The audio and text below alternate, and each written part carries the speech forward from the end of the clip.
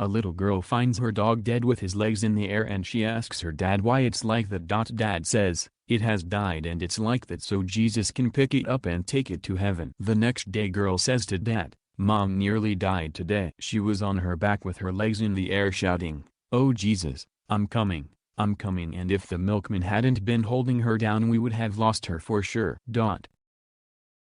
If I had $1 for every time someone over 40 told me my generation sucks, then I could afford a house in the economy they ruined.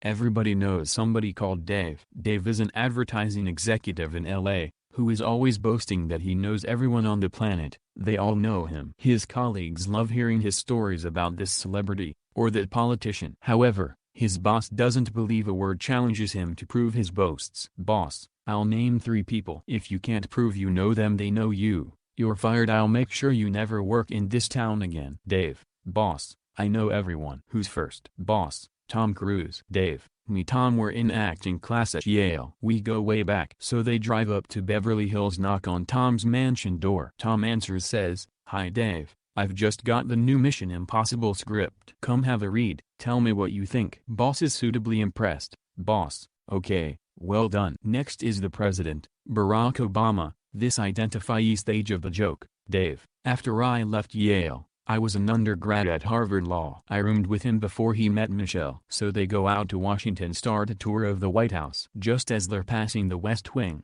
they hear a voice saying, "Hi Dave, I have a security council meeting soon, but I've always got time for an old friend." They proceed to the Oval Office for coffee. At this point, the boss is extremely impressed and says, "Right, I'll change the challenge. If you can prove you know the last person personally, not only is your job safe, but I'll make you a partner." Dave: "Boss, I told you, I know everybody." "Who is it?" "Boss, His Holiness, the Pope." Dave: "No worries, boss. Prior to Yale, I was in seminary with him." So they board the corporate jet flight to Rome. They enter the Vatican, where they gather in St. Peter's Square, surrounded by the 10,000s of the faithful. Dave: "Boss, he won't spot me among all these people. Give me half an hour. I know all of the Swiss Guard. I'll come out on the balcony with him." 30 minutes later, the doors open on the balcony, the Pope emerges to perform his benediction. RqR next to him is Dave. 30 minutes after, he returns, to find his boss prone on the floor being administered by paramedics. Superscript 1: Dave: "Boss,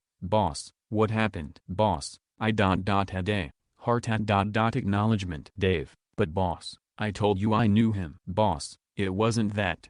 Dave: "Well, what was it then?" "Boss, you came out onto the balcony, with His Holiness. The guy next to me, gave me a nudge, asked, 'Who's that on the balcony with Dave?'"